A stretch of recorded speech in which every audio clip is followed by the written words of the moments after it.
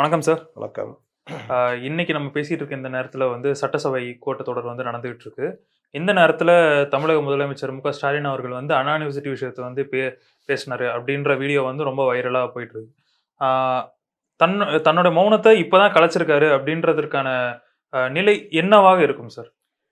அதாவது அண்ணா யூனிவர்சிட்டி பிரச்சனை வெளியில வந்த உடனேயே இந்த பிரச்சனை போலீஸுடைய நடவடிக்கைகள், போலீஸ் கமிஷனர் கொடுத்த பேட்டி, அதில் அவர் பேசுனது, அதில் சொன்ன சில விசாரணையில் உள்ள விஷயங்களை சொன்னது, இது எல்லாத்தையுமே நீதிமன்றம் கடுமையாக பார்த்து சோமோட்டோ எடுத்தாங்க.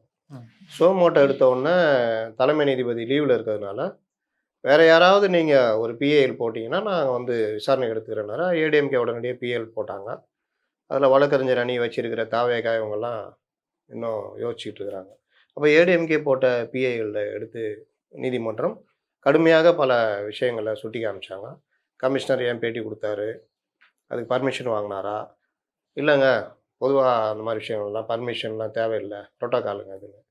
அதெல்லாம் ஓகே ராசா, இந்த மாதிரி சென்சிட்டிவான விஷயங்களில் என்ன பேசணும், அது பர்மிஷன் இந்த மாதிரிலாம் வாங்கினாரா அப்படின்லாம் அந்த வாதத்தை கூட ஏற்றுக்கல. கமிஷனர் எப்படி ஒரே ஒரு ஆள் தான் குற்றவாளின்னு சொல்லுவார்னு கேட்டப்போ இவங்க தரப்பு விளக்கம் இல்லை சார் அப்படி சொல்லலை, ஒரு குற்றவாளி மாட்டியிருக்காருன்னு சொன்னோம்னா அந்த வாதத்தை ஏற்றுக்கிட்டாங்க. அதுக்கப்புறம் விசாரணை போகிற போக்கு இந்த மாதிரி விஷயங்கள்லாம் பார்த்துட்டு எங்களுக்கு இதில் சில இதெல்லாம் இருக்குது, முரண்கள்லாம் தெரியுதுன்ட்டு ஒரு ஸ்பெஷல் இன்வெஸ்டிகேஷன் டீமு ஒன்று போட்டாங்க. 3 பெண் ஐபிஎஸ் அதிகாரிகள் கொண்ட ஒரு எஸ்ஐடின்னு சொல்லுவாங்க, டீம் போட்டாங்க. அந்த டீமு விசாரிச்சுட்டு இருக்குது. இந்த காலகட்டத்தில் தான் அந்த இதில் எஃப்ஐஆரில் சொன்ன விஷயம், அந்த அம்மா ஒரு சார் பேசினாங்க அப்படின்னு சொல்கிறப்போ அதுக்கு கமிஷனர் ஒரு விளக்கம் கொடுத்துருந்தாரு. அப்போ யார் அந்த சார்ன்ற விவகாரம் பெருசாக வெடிக்குது. ஏடிஎம்கே இந்த விவகாரத்தை யார் அந்த சார், ஆக்சுவலாக அது பிஜேபி கொண்டு வந்த ஒரு hashtag, shame on you Stalin போட்டு ஹூ இஸ் தட் சார் அப்படின்ற இதை இவங்க தமிழில் யார் அந்த சார்னு மாற்றி அந்த ஹேஷ்டேக்கை இவங்க தனியாக பிரபலப்படுத்தி போஸ்டரு, ஸ்டிக்கரு எல்லா இடத்துலையுமே, அதாவது ரிப்போர்ட்டர்ஸ் போய் எதிர்கட்சி தலைவர்கள்ட்ட மற்றொரு தோழமை கட்சி தலைவர்கிட்ட மைக் போட்டால் கூட சார் யார் அந்த சார், இன்னும் அந்த கடவுளே அஜித் ஏற்ற மாதிரி ஆகலை, மற்றபடி யார் அந்த சார்ன்ற ஒரு இருக்குது. அப்போ இந்த விவகாரத்தை இவ்வளோ தூரம் போக விடணுமா அப்படின்ற கேள்வி இப்போ நீங்கள் வச்ச கேள்வியில் மாதிரி தான் வந்தது. ஆரம்பத்திலேயே முதலமைச்சர் இன்னைக்கு பேசின மாதிரி இந்த விவகாரத்தை நான் ரொம்ப சீரியஸாக பார்க்குறேன், குற்றவாளிகள் யாராக இருந்தாலும் எந்த கட்சியாக இருந்தாலும் எவ்வளோ செல்வாக்கு மிக்கவராக இருந்தாலும் நாங்கள் கைது செய்வோம், விசாரணை ஒழுங்காக நடக்கும், இந்த அரசு பெண்களை பாதுகாக்கின்ற அரசுன்ற மாதிரி ஒரு அறிக்கை கொடுத்துருந்தாருன்னா பல விஷயங்களை அரெஸ்ட் பண்ணிடலாம். அதே மாதிரி துணை முதல்வர் கொடுக்கலாம், துணை முதல்வர் 2 பேர்கிட்ட இருந்துமே எதுவுமே வரலன்றப்போ இந்த விவகாரம் அடுத்தடுத்து சூடு பிடிக்குது. இந்த சட்டமன்ற கூட்டத்தொடரில் கவன ஈர்ப்பு தீர்மானம் கொண்டு வரதுக்கு ஏடிஎம்கே மற்ற கட்சிகள்லாம் ட்ரை பண்ணாங்க. அன்னைக்கும் பார்த்தீங்கன்னா பெருசாக யார் அந்த சார்னு பிளக்கார்டு எல்லாம் கொண்டு வந்துட்டாங்க. ஏடிஎம் பேட்ச் கொடுத்துக்கிட்டு சட்டசபைக்குள்ளே அதுக்குள்ளே இந்த சார் உள்ளே போட்டாங்க. வெளிநடப்பு, தேசிய கீதம் முதலே வாசிக்கணும், ஏன் 2ஆவது வாசிக்கணும், போன வருஷம் எத்தனை பண்ணீங்க, போன வருஷம் இதே விஷயத்தான் வெளியே போனீங்க. அப்போ உங்களை சபாநாயகர் பார்க்க வராருல, ஐயா அது ஒரு மரபு, ஐயா இந்த மாதிரி சட்டசபை தொடங்குது நீங்கள் வரணும்னு ஒரு லெட்டர் கொடுப்பாங்க. அந்த நேரத்தில் ஏப்பா 2 அப்படின்னா இல்லைங்க 1 தான் அப்படின்னு அவர் சொல்லியிருப்பாரு, இல்லை 2 இல்லை 1ன்னு அந்த வாழைப்பழ கதை மாதிரி சொல்லி அன்னைக்கு பேசி முடிச்சிருக்கலாம்ல. சபாநாயகர் இவரை பார்க்க போனார்ல, அன்னைக்கு பேசி முடிச்சிருக்கலாம்ல. அப்போல்லாம் கம்முன்னு இருந்துட்டு சட்டசபையில் இந்த பிளக்கார்டு எல்லாம் காமிச்சு அண்ணா யூனிவர்சிட்டி மேட்ரு பெருசாக வெடிக்கிற நேரத்தில் இவர் வெளிநடப்பு பண்ண போகணுன்னா அந்த மேட்ரு பின்னாடி போயிடுச்சு. அதுக்கப்புறம் இரங்கல் தீர்மானம் இன்றைக்கி தான் சட்டசபை கூடுது, இன்றைக்கி கவன ஈர்ப்பு தீர்மானம் எல்லாரும் கொண்டு வந்தாங்க. அதுக்கு பதிலளித்து முதல்வர் பேச வேண்டிய நிர்பந்தம் என்பதால் முதல்வர் பதிலளித்திருக்கிறார். இன்னும் சொல்ல போனால் இன்னைக்கு பேசினவர் நீங்கள் சொன்ன மாதிரி முன்னாடியே பேசியிருந்தா இந்த கதை முடிஞ்சிடும். ஒருவேளை திமுகவே இதை பிளான் பண்ணி இதை அலைவாக வச்சிருக்கணும் அப்படின்னு வச்சிருந்துருப்பாங்களா, இல்லை நிஜமாக அவருக்கு அந்த நியூஸ் தெரியாதுன்றது மாதிரி எடுத்துக்கிறதா சார்? திமுக இந்த விஷயத்தில் பிளான் பண்ணி அலைவாக வச்சா அது திமுகவுக்கு தான் நஷ்டம். யார் அந்த சார் லைவில் இருக்கிற வரைக்கும் அது ஒரு பெரிய சிக்கல். அப்போ லைவாக இல்லாமல் பார்த்துக்கிற வேலையை தான் திமுக பண்ணணும். இதுக்கு உதவுனவர் தான் கவர்னர். இவர் வெளிநடப்பு பண்ணணும்னா அன்றைக்கி அந்த மேட்ரு எல்லா மெயின் ஸ்ட்ரீம் மீடியாவெலாம் கூப்பிட்டு எப்பா தப்பிச்சிங்களா இந்த மேட்ரை பெருசாக்குங்கன்னு எல்லாம் அதுதான் அன்றைக்கி விவாதமாக என்ன போச்சு, ஆளுநரின் வெளியேற்றம், வெளிநடப்பு, அரசியல் ஆதாயமா, ஆளாளுக்கு ஒவ்வொன்றும் போட்டு போனாங்களா? நாட்டில் தானே முக்கியமான விஷயம். ஆம். அதனால் அதில் போனாங்க. அப்போ இதெல்லாம் ஒரு அசைன்மெண்ட்டு.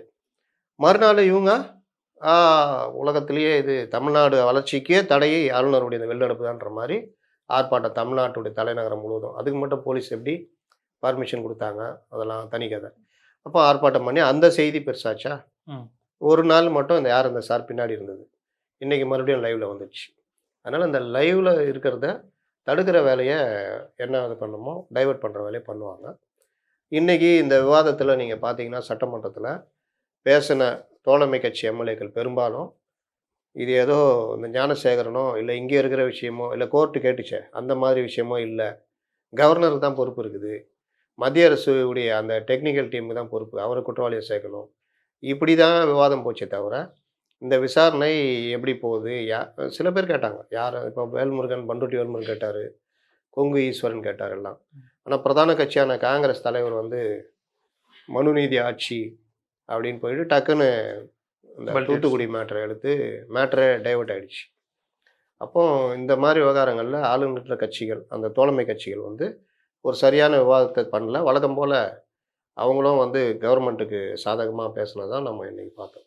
இதுல முக்கியமா ஒரு விஷயம் பேசுனாங்க அப்படின்னு பார்த்தோம்னா, பொள்ளாச்சி சம்பவத்த மீண்டும் இழுத்துட்டு வந்து அதிமுக மேல பழி போடுற மாரி, அதுல இருக்கிற எல்லா பொள்ளாச்சி சம்பவத்தில் ஈடுபட்ட முக்கால்வாசி பேர் வந்து அதிமுக பிரமுகர்கள் தான் அப்படின்னு சொல்லி சிபிஐ இன்வெஸ்டிகேஷன்ல தெரிய வந்திருக்கு.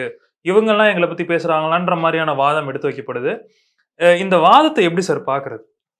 பொள்ளாச்சி விவகாரம், சாத்தான்குளம் விவகாரம், தூத்துக்குடி விவகாரம், இல்ல நீங்க 90ஸ்ல போனீங்கன்னா பத்மினி விவகாரம், வாச்சாத்தி விவகாரம் இது எல்லாமே அதிமுக ஆட்சியில் தான் நடந்தது.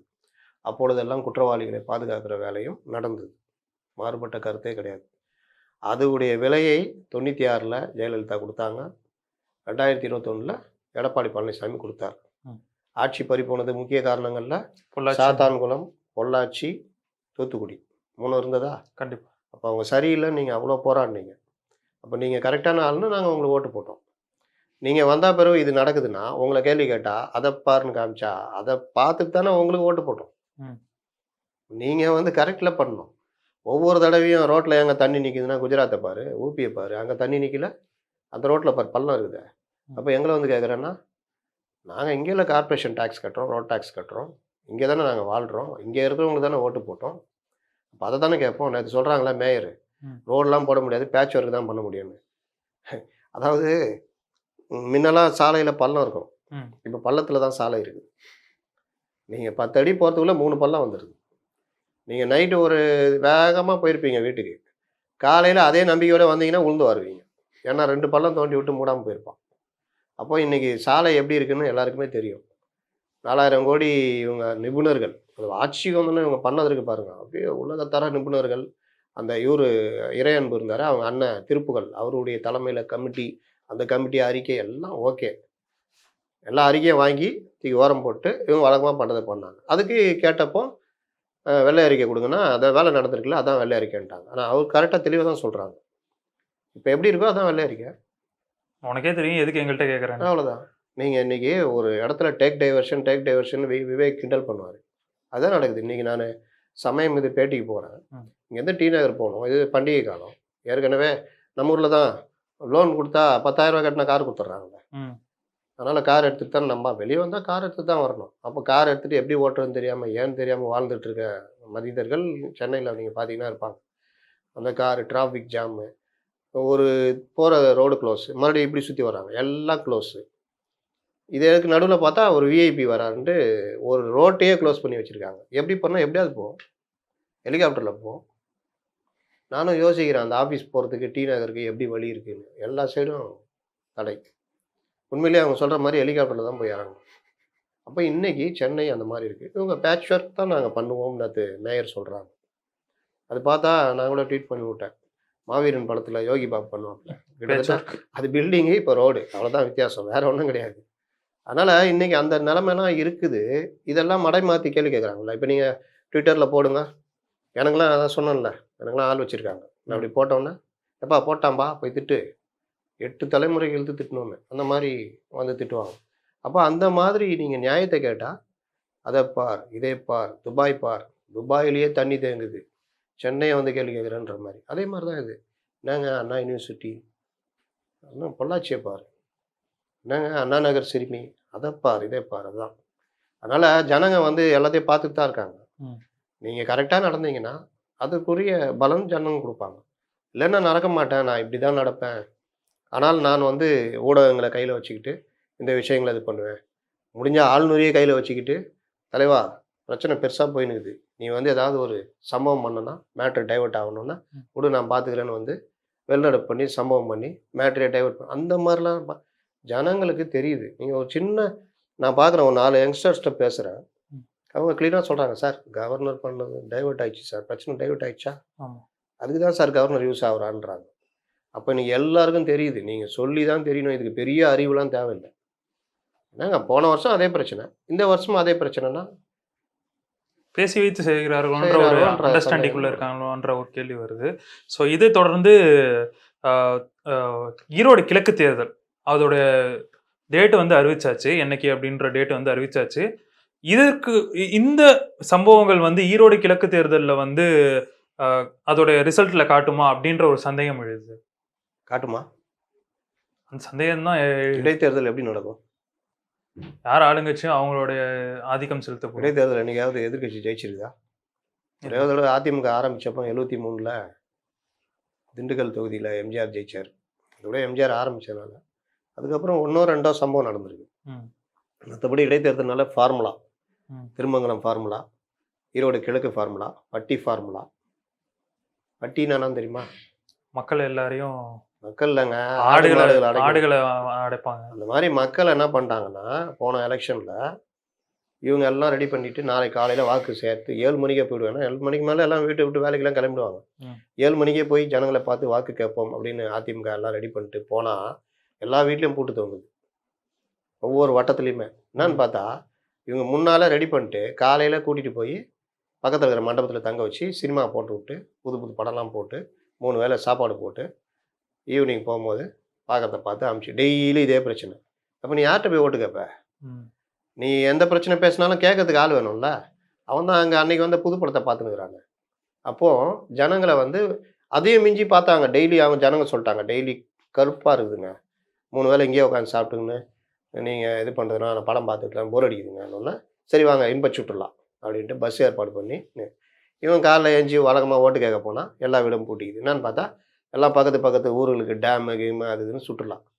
கடைசியில் வந்து தேர்தல் நேரத்தில் சேலை கொடுத்தது அது கொடுத்ததெல்லாம் நீங்கள் பார்த்தீங்கன்னா நியூஸ் தமிழில் ஒரு ரிப்போர்ட்டரு துரத்தி எடுத்தார். இவங்களும் என்னென்னவோ பண்ணி பார்த்தாங்க. கடைசியில் பார்த்தாங்க வழக்கமான ஆயுதத்தை கையில் எடுத்து 4 காட்டு காட்டினாங்க. லாஸ்ட்டில் ஒரு ஹாஸ்பிட்டலில் படுக்கிற நிலைமை ஆயிடுச்சு. அந்த தம்பிக்கு நான் போட்டிருக்கேன், தம்பி அறிவிச்சிட்டாங்க ரெடி ஆகு அப்படின்னு.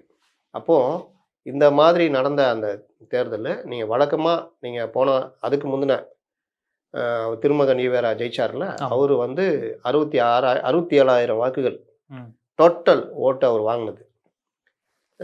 ஏடிஎம்கே வந்து 53 என்னமோ லைட்டு வித்தியாசம். இந்த இவர் இவிகேஎஸ் நின்ன போன இடைத்தேர்தலில் அது 67,000 வாக்கு இருக்குல்ல, அதுதான் வித்தியாசம்.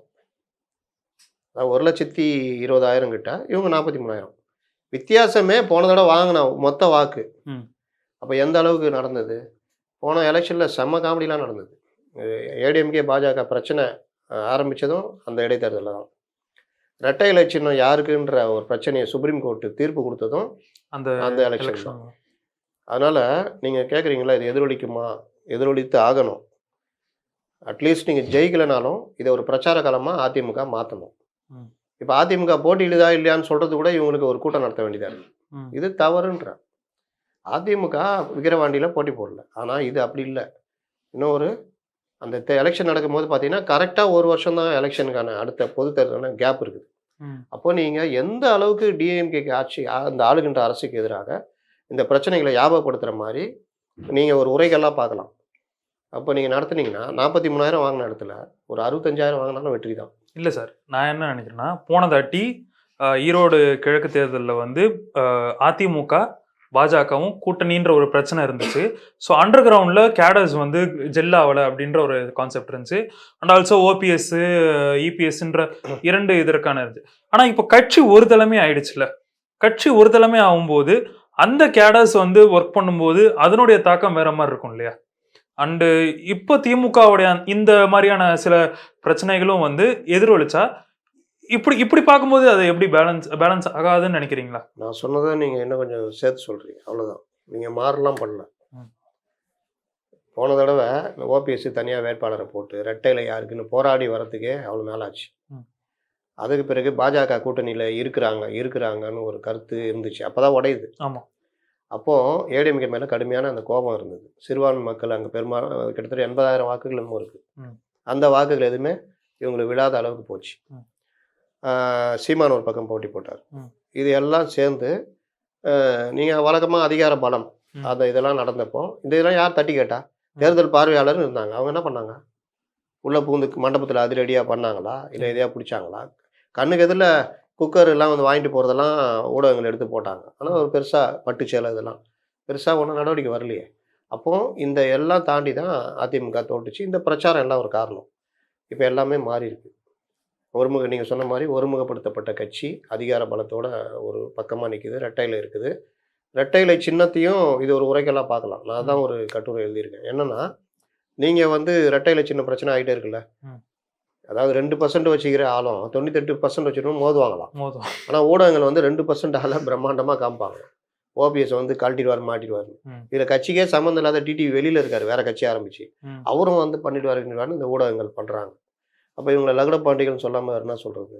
அப்போ இவங்க பண்ணுறதெல்லாம் இந்த பிரச்சாரத்தை முறியடிக்கிறதுக்கும் போட்டி போட்டால் ரெட்டையில பிரச்சனையில் ஒரு தீர்வு வரும். ஏன்னா ஏற்கனவே இது மாதிரி பிரச்சனையில் தான் ரெட்டையில பிரச்சனைக்கு உச்சநீதிமன்றம் ஒரு தீர்ப்பு கொடுத்துச்சு. என்ன கொடுத்தாங்கன்னா, யாருக்கு ரெட்டை இல்லை? ஏன்னா அப்போ ஒருங்கிணைப்பாளர் ஓபிஎஸ், இணை ஒருங்கிணைப்பாளர் இவர், 2 அணி யாருக்கு ரெட்டை இல்லை அப்படின்றப்போ கோர்ட்டில் போகிறப்போ கோர்ட்டு வந்து என்ன சொல்லிச்சுன்னா, உச்சநீதிமன்றம் இந்த இவர் நம்ம தமிழ் மகன் ஹுசேன் அவைத்தலைவரை பொதுக்குழு உறுப்பினர்கள்ட்ட லெட்டர் வாங்குங்க. கிட்டத்தட்ட 2000 சில்லற பேர், 2200 பேர் என்னமோ இருக்காங்க. 2500க்கும் மேற்பட்டவர் அவங்கள்ட்ட லெட்டர் வாங்குங்க. அந்த லெட்டரை நீங்கள் தேர்தல் ஆணையத்தில் ஒப்படைங்க. யாருக்கு அதிகமான பொதுக்குழு உறுப்பினர்கள் ஆதரவு இருக்கோ அவங்களுக்கு ரெட்டை இலை அப்படின்னு. இதற்கு பிறகு அந்த இதில் வந்து ஏடிஎம்கே இவர் எடப்பாடி டீமுக்கு இருந்தது. எடப்பாடி டீமுக்கு ரெட்டையில வந்துச்சு. இப்போ புதுசாக கிளப்பிட்டு போகிறாங்க. இப்போ நான் கேட்குறேன், அதுக்கப்புறம் பொதுக்குழு நடந்து அது உச்சநீதிமன்றத்தால் அங்கீகரிக்கப்பட்டு எடப்பாடி பழனிசாமி 2000 சில்லற அளவுக்கு பொதுக்குழு உறுப்பினர் ஆதரிக்கப்பட்டு 60க்கும் மேற்பட்ட மாவட்ட செயலாளர்கள், 60க்கும் மேற்பட்ட எம்எல்ஏக்கள் எல்லாமே இங்கே இருக்குது.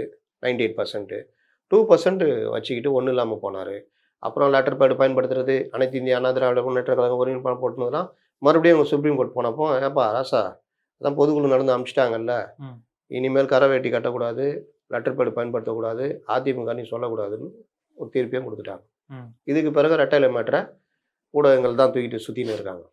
இதுக்கும் ஒரு முற்றுப்புள்ளி வைக்கலாம். இப்போ போட்டியிட்டால் அதில் கிளீனாக தெரிஞ்சிடும். தேர்தல் ஆணையம் சின்ன ஒதுக்கி தானே ஆகணும். கண்டிப்பாக. அப்போ அது ஒரு பார்ட்டு. ரெண்டாவது, இப்போ இருக்கிற பிரச்சனை இருக்குல்ல, அண்ணா யூனிவர்சிட்டியிலேருந்து பல பிரச்சனைகள் கவர்மெண்ட் அதை ஒரு பிரச்சார யுக்தியாக மாற்றலாம். இது எல்லாம் நடக்கும் பொழுது இப்போ தாவேகா எடுத்துக்கோங்க. தாவேகா போட்டியில்லை.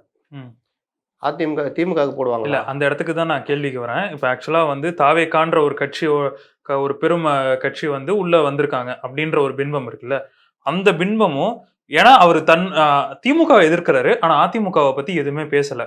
அப்போ அதிமுகவுக்கு ஆதரவான நிலை எடுப்பார் அப்படின்ற 2 வகையான கேள்விகள் வந்து நிற்கிது. அப்படி நிற்கும்போது இந்த தேர்தல் அவர் ஒரு வேளை போட்டி இடலைன்னா அதிமுகவுக்கு ஆதரவாக செயல்படுகிறார் அப்படின்றது தானே அர்த்தம் கொள்வாங்க. அப்படிலாம் இல்லைங்க. அவர் ஏற்கனவே சொல்லிட்டாரு, 2026 எலெக்ஷன் தான் போட்டிடுவோம், இடையில எல்லாம் போட்டியிட மாட்டோம். திடீர்னு அவர் இறந்து போய் தேர்தல் வருது, அதுக்கெல்லாம் வந்து பொறுப்பாக முடியாது. ரெண்டாவது, யாருக்கு ஆதரவுன்னு சொல்லணும்னு அவசியம் கிடையாது. கூட்டணி அதிமுகவோட இருந்தால் சொல்லலாம், இல்லாத பட்சத்தில் சொல்லணும்னு அவசியம் இல்லை. அதனால நாங்கள் இதில் போட்டி இல்லைன்னு சொல்லிட்டு போயிட்டார். ஆதரவு பற்றிலாம் பேச மாட்டார். நம்மளுடைய கேள்வி என்னன்னா, தாவேகாவுக்கு ஒரு ஓட் பேங்க் இருக்கு. ஆமாம். அப்போ அந்த இளைஞர்கள், பெண்கள், பட்டியலின மக்கள், மற்ற எல்லாருமே தாவேகா போட்டிட்டு இருந்தால் போட்டிருப்பாங்க. போட்டியிடலை. அப்போ அவங்க இயல்பாகவே திமுக எதிர்ப்பு, இயல்பாகவே பாஜக எதிர்ப்பு, சித்தாந்த எதிரி, அரசியல் எதிரி, இயல்பாகவே சீமானுடைய எதிர்ப்பும் ஆயிடுச்சு. ஏன்னா தம்பி இப்படி இப்படி போ, நடுரோட்டில் போனால் லாரி செத்து போயிடுவான்ட்டாப்ல. அப்போ அந்த சைடும் சீமான் அந்த வாக்குகளை இழக்கிறார். அப்போ ஓபிஎஸ்ல யாருக்கிட்ட போய் இவ்வளோ சொல்லுங்க, இந்த வாக்கு யார் போகும்? நேரா அதிமுகவுக்கு தான் நிறைய போக்கும். போகும், வாய்ப்பு அதிகம். ம். பிஜேபி போட்டியிட்டாலும், ம். ஒருவேளை அதிமுக வாக்குகளை பிரிக்கிறதுக்கு செட் பண்ணி பிஜேபி போட்டியிட்டாலும் ம். பிஜேபிக்கும் உள்ளாது. அப்போ தவேக வாக்குகள் அதிமுக கொள்றதுக்கு ஒரு வாய்ப்பும் இருக்கிறது. ம். அதிமுக பிரச்சாரத்தை பெருசா பண்ணா அது ஒண்ணு இருக்கு. இதுல இன்னொரு விஷயம் கவனிக்க வேண்டிய விஷயம் என்னன்னா, ஈரோடு கிழக்கு தேர்தல் போன தடவையே பிரச்சனை ஆச்சு. ஈவிகேஎஸை நிக்க வச்சு ஜெயிக்க வச்சாங்க. ம். இந்த தடவை சந்திரகுமார் ஏற்கனவே நின்று தோத்துருக்காரு. ஆமா. திமுகல இருக்காரு, தேமுதிகல இருந்தவர். அவருக்கு கொடுக்கலான்னு ஒரு எண்ணத்துல இருந்தாங்க. ஏன்னா இப்ப கொடுத்து வாங்கிட்டா அந்த தொகுதி திமுக கையில வந்துடும். ம். அப்படி நினைச்சுக்கிட்டு இருக்கும் பொழுதே இந்த அறிவிச்ச அடுத்த நொடி இவரு அறிவிச்சிட்டாரு, செல்வ பெருந்தகை, காங்கிரஸ் போட்டியிடுகிறது, ம். முதல்வரிடம் நாங்கள் ஆலோசனை கேட்போம். ம். அதான் அறிவிச்சிட்டீங்கல்ல போட்டியிடுதுங்க, அப்புறம் என்னத்த ஆலோசனை கேட்பீங்க?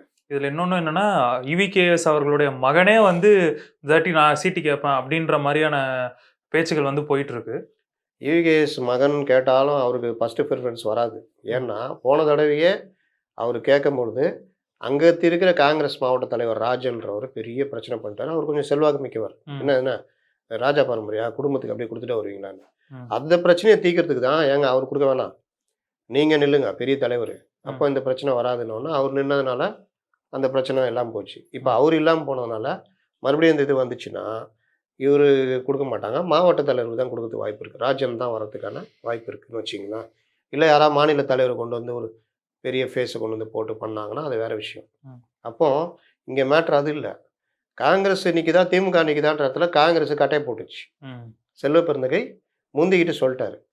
அப்போ முந்திக்கிட்டு சொன்னதுனால காங்கிரஸ் இப்போ டிஎம்கேக்கு எரிச்சல், ம். வெளியே காமிச்சிக்க முடியாது. சரி சொல்லிட்டாப்லையே பார்த்துக்கலாம் அப்படின்னு. அப்போ அவங்க எந்த அளவுக்கு ஆர்வமாக இந்த தேர்தலில் ஈடுபடுவாங்கன்றது ஒரு பார்ட்டு. ஒருவேளை அப்படி காங்கிரஸ் ரொம்ப ஈடுபாடா இறங்குனாங்கன்னா, திமுகவும் காங்கிரஸும் ஒன்றாக இணைந்து செயல்படுவார்களா? ஏன்னா திமுகவுக்கு வர வேண்டிய தொகுதியை காங்கிரஸ் வந்து முன்னாடியே இது பண்ணிட்டுன்றதுனால திமுகவே ஒருவேளை வேலை செய்யலாம்ல, காங்கிரஸ் ஜெயிக்க கூடாதுன்னு. அதை தான் சொல்ல வரேன். ஆ. இந்த இந்த வெறுப்பு இருக்குல்ல, இப்போ ம். காங்கிரஸ் தோத்து போச்சுங்க, ம். இடைத்தேர்தலில் காங்கிரஸ் தோத்து போச்சு. ம். அடுத்த தடவை பேச்சுவார்த்தை வரும்பொழுது ம். உங்களுக்கு எதுக்கு நான் கொடுக்கணும், நீங்கள் தோத்துட்டீங்களா, நாங்கள் ம். பார்த்துக்கணும், வேறு தொகுதி தரோன்ற மாதிரியும் பண்ணலாம். ம். ரெண்டாவது இன்னைக்கு இப்போ போகிற போக்கெல்லாம் பார்த்தா காங்கிரஸே திமுக அணியில் இருக்குமான்னு தெரியாது. ம். இன்னைக்கு சட்டசபையில் செல்வ பெருந்தகை பேசினதை வச்செல்லாம் பார்க்காதீங்க. ம். காங்கிரஸை பொறுத்த வரைக்கும் 25 தொகுதி வாங்குற ஐடியாவில் இல்லை. நீங்கள் பார்த்தீங்கன்னா திமுகவை அவ்வளவு முட்டு கொடுக்குற ஆலூர் ஷானவாஸை நேற்று ஒரு பேட்டியில் சொல்கிறாரு, ம். 6 தொகுதி கொடுத்தா கையெழுத்து போட மாட்டோம் அப்படின்னு. பார்த்தீங்களா? பார்த்தேன். இதை தானே ஆதவ அர்ஜுன் சொன்னார், நீங்கள் என்ன எங்களை இப்படி பண்ணுறீங்க, எங்களை இப்படி நடத்துறீங்க அப்படின்னு. அப்போல்லாம் ஆதவ அர்ஜுனுக்கு எதிராக அம்பு விட்டு இருந்தவங்க ம். அவரை வெளியே அமிச்சிட்டு இப்போ இவரும் அதே இதை சொல்கிறாரு. வன்னியரசு அது 25 25ன்ட்டாரு. இவர் 6க்கு கையெழுத்து போட மாட்டோம், கையெழுத்து அவர் 25. அப்போ மொத்தமாக என்ன 25 தொகுதி நிற்க மாட்டோம். சரி 10 கேட்குறாங்க வச்சுக்கோங்க. இவங்க 10 கேட்குறாங்க. சிபிஎம் மாநாட்டில் ம். நீங்கள் எப்படி 6 வாங்கலாம், அதுக்கு தனிச்சே நின்றுக்கலாமேன்னு ஒரு ம். பெரிய விவாதம். ம். இந்த தடவை நீங்கள் டபுள் டிஜிட் தான் வாங்கணும்னு எல்லாருமே கிட்டத்தட்ட பேசிட்டாங்க, ஆக்சுவலா நேற்று நடந்த பிரஸ் மீட்லயுமே அதை வந்து வலியுறுத்தியிருந்தாங்க. வலியுறுத்திருந்தாங்க. அப்போது எல்லாருமே டபுள் டிஜிட்னா ஆளுக்கு 12 வச்சிங்கன்னா டபுள் ஆகிடுதா? ஆமா. அப்போ சிபிஎம், சிபிஐ, இவங்க காங்கிரஸ், காங்கிரஸ் விட்டுருங்க, விடுதலை சிறுத்தைகள், விடுதலை சிறுத்தைகள் இவங்க 3 பேருக்கும் 12 பண்ணா 36. 36 சீட். அப்போ வைகோ கேட்பாரா மாட்டா? அவரு அவரு தொக்கா அவரு எங்களுக்கு 10 சீட்டு கேட்பாரு. 10 சீட்டு கேட்பாரு. அப்போ 36 10 46. ம். இவங்களுக்குலாம் 12 பண்ணுன்னா அப்போ நாங்கள் என்ன தொக்கான்னு காங்கிரஸ் கேட்காதா? கண்டிப்பா. ஒரு ஏற்கனவே நாங்கள் 60 கொடுத்தப்போ 63 சீட்டுக்காக சண்டை போட்டோம். ம். 9 தொகுதியில் நாங்கள் ஜெயிச்சிருக்கோம். ம். ஒரு தொகுதிக்கு 6 எம்எல்ஏ சீட்னு வச்சா 9 6 54 சீட்டு. ம். அட்லீஸ்ட் 50 சீட்டு கொடுன்னு கேட்க மாட்டாங்களா? கண்டிப்பா கேட்பாரு. 60 சீட்டு கேட்குற இடத்துல இருக்காங்க. ம். அப்போ இவங்களுக்குலாம் கொடுத்துட்டு திமுக எப்படி நிற்கும்? 140 சீட். அவங்க வந்து 200 சீட்டில் நீ ஜெயிக்கணுன்ற முடிவில் இருக்காங்க. ம். அப்போ உரசல் வருமா வராதா? கண்டிப்பா. அப்போ உரசல் வர்ற நிலைமையில இருக்கும்பொழுது இப்போ ஈரோடு கிழக்கு இடைத்தேர்தலில் உங்களை எதுக்கு நான் இவ்வளோ செலவு பண்ணி போன தடவை மாதிரி ம். பட்டி ஃபார்முலா, ஈரோடு கிழக்கு ஃபார்முலா நான் ஏன் பண்ணணும்னு யோசிப்பாங்களா மாட்டாங்களா? ம். இதை மீறி இது வந்து திமுகவுடைய இது தோத்துட்டா திமுகவுக்கு ஒரு கௌரவ பிரச்சனை, இதை வச்சே ஒரு முடிவு வரும்னா அதுக்காக வேணால் கொஞ்சம் கஷ்டப்படுவாங்க. மற்றபடி அந்த ஒருமித்த உணர்வோட இருந்தது வந்து இருக்காது. இன்னொரு பேச்சு என்னன்னா, இந்த முறையும் செந்தில் பாலாஜி அதை வந்து ஹேண்டில் பண்ணுவாரு அப்படின்ற ஒரு பேச்சு போகுது. ஜெயிலுக்கு போயிட்டு வெளியே வந்து கொஞ்ச நாள்ல ஒரு 2-3 நாள் அமைச்சராகிட்டாங்க. இப்ப திடீர்னு இந்த தொகுதியோட இதை வந்து அவர் கையில எடுத்தாருன்னா அது எப்படி பட்ட மெசேஜை வந்து கொடுக்கும்? அவர் தாங்க அது மண்டல பொறுப்பாளர், கொங்கு மண்டலத்துக்கு பொறுப்பாளர். அந்த வகையில் அவர்கிட்ட தான் போவோம். ம். இன்னொன்று இந்த இருக்கிற இதுலேயே இப்போ இங்கே பார்த்தீங்கன்னா சேகர் பாபு, ம். அங்கே செந்தில் பாலாஜி, இந்த மாதிரி அதிமுகவிலிருந்து வந்தவர்கள் தான் செயல் வீரர்களாக இருக்காங்க. ம். அப்போ செந்தில் பாலாஜியை கொடுத்தா அவர் தான் அந்த ஃபார்முலா கொண்டு வந்தவர். ம். ஏற்கனவே அரவக்குறிச்சியில் கொண்டு வந்திருக்காராம். அப்போ யாருக்கும் தெரியாது பொது தேர்தல்ன்றதுனால. இது இடைத்தேர்தல்ன்றப்போ வெளியே தெரிஞ்சிச்சு. இப்போ அவரு கொடுத்தாங்கன்னா அவர் அந்த ஒர்க்கை பண்ணுவார். ஆனால் அப்போ அவருக்குமே என்ன தோணும், நம்ம ஏன் இந்த விஷயத்தில் இவ்வளோ பண்ணணும்னு தோணும்ல. அதனால் பொறுப்பு அந்த மாதிரி போட தான் செய்வாங்க. செந்தில் பாலாஜி கையில் தான் பொறுப்பு வரும். இல்லை முத்துசாமி, செந்தில் பாலாஜி இவங்கள்ட்ட வரும். பாப்போம் சார் என்ன நடக்குதுன்றத தொடர்ந்து உங்களோட கருத்துக்களை பதிவு பண்ணுறதுக்கு நன்றி சார்.